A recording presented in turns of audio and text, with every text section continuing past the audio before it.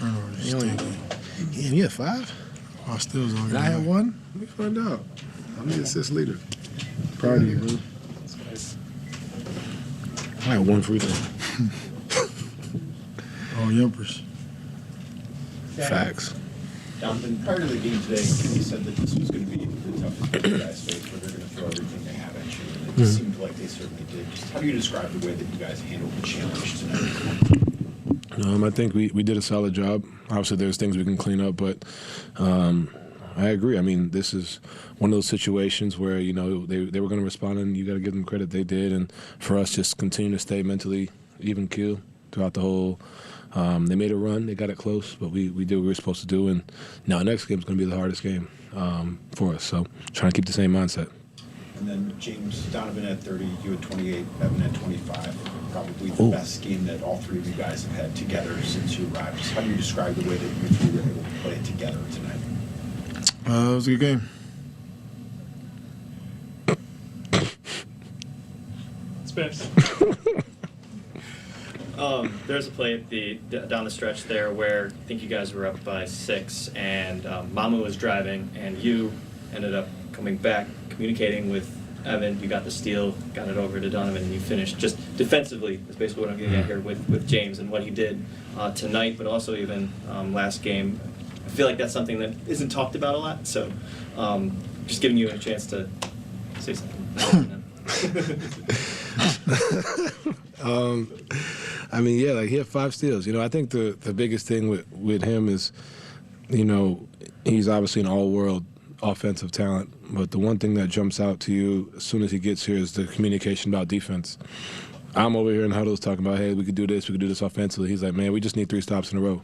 Like he's the vocal one on that. And when you have a guy that comes here and we already have, you know, a pretty solid defense. We obviously have Defensive Player of the Year. We have J.A., Dean, Max, Sam, like Dennis. Like, you know what I mean? When you have a guy like him coming in and making defense the priority, right? And that goes a long way for the group. So that's the one thing I don't think people give him enough credit for, just because that's his priority. Offense is going to be the offense. We're going to get looks. We're going to do what we do, but defensively, we don't win this game without defense. And that's the biggest thing I've noticed, and we've noticed as a group. And then James, he had a lot of end of shot clock late. Lucky. Late time. Luck. I mean, but just seeing that level of shot making in those situations, like a lot of rescue shots, Yeah. like what's that like to have as a teammate? That's Donovan Mitchell.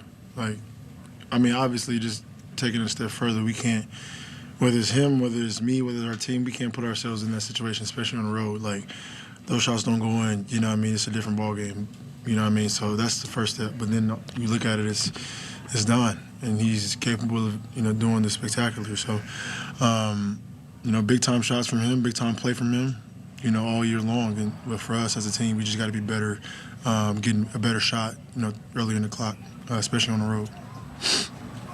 I'm sorry, Jamal.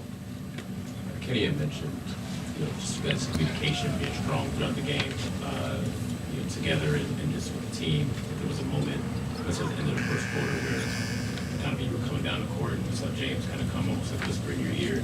Just like, how have you guys gotten comfortable sort of being leaders of this team together? And what do you think has kind of helped foster that relationship to be able to communicate together like that? I think the biggest thing is we always communicate what we see, right?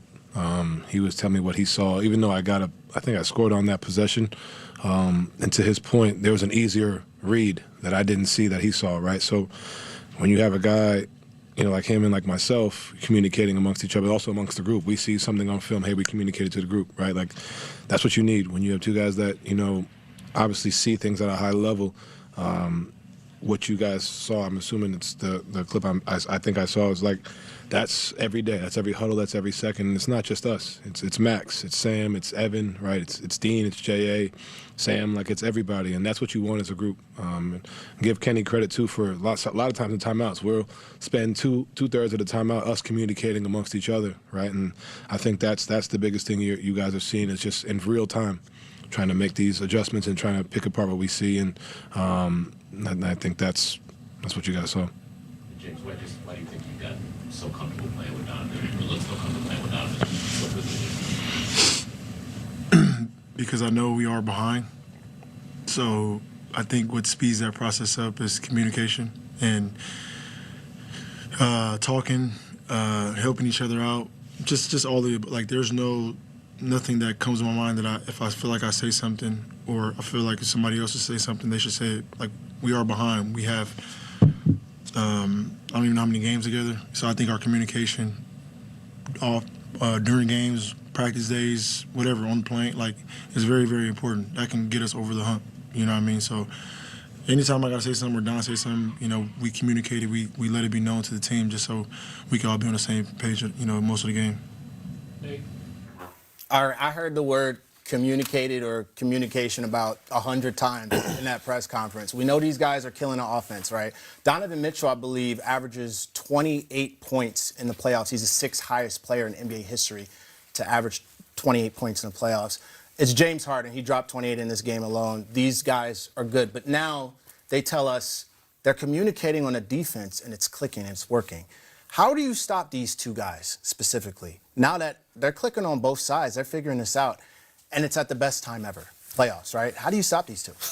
I mean, I just think it's tough. Like, when they're clicking on both ends and they're communicating like they say they are, it's like offensively we already know what they're gonna do. If there's a game where James Harden's getting 5 steals, whether it's on ball or off the ball or in the right positions, they're probably gonna win that game. So if they're giving this effort, it means something, and they know it's damn near, championship or bust for these guys. So they're putting it all on that end of the floor. Would you say that the key to beating them is stopping these two? Well, no, I mean, look, the knock on Donovan Mitchell has been in the past. He plays, let's say, hero ball. That's what we call it, a lot of hero ball, whereas he feels like he has to take on the brunt of the scoring or whatever it is. This is the first time we've seen him kind of like, not feel like that. He lets James be James, and he uses his opportunities to be as surgical as he can be with the basketball. So I think that's one of the things where we're not used to seeing Donovan like this, and it's scary. Scary for the Eastern Conference because he has somebody he trusts, a guy that can have the ball and also make plays, and he doesn't feel like he has to do all those things. And from their conversation and where they're talking about each other, you can tell, like, in this little bit of time that they've been together, they have trust for each other. They talk about talking the team together and doing all the things together. And this is not something we've seen from Donovan. So this is a time where, it's scary for the rest of the league because, Donovan Mitchell's always been an all-time talent. But now to see him not feel like he has to do too much and still be one of those guys that you just, you have to watch out for. So, this is something that you see the growth. Me personally seeing the growth in him is scary. DeMar, I would love to hear your take on this. Look, when you add an all-time great to a team that's playing for something, and he bring that experience, that knowledge, and it rubs off on another great player, this outcome that you see, the communication, bringing everybody along, having everybody on one accord, that comes with having in James Harden, one of the greatest players we've seen in our generation. That's playing for something, and that's the pedigree you got to have if you're going for a championship, and you see it. You just can't rely on the offensive end. Those guys are going to get it done one way or another from that standpoint, but you need the other side of the ball at the same time, and you see it. You already got the defensive player of the year back there. You got Allen back there. You have the anchors that's there already. Now adding the communication, everybody playing as one, it's going to be extremely tough. All right, but I know y'all are supposed to play nice on this show, but I need some playoff honesty. They don't get this next win. Are we looking at a long playoff series here? Yeah. I mean, listen, Toronto play extremely hard. I think they the least experienced team in the playoffs.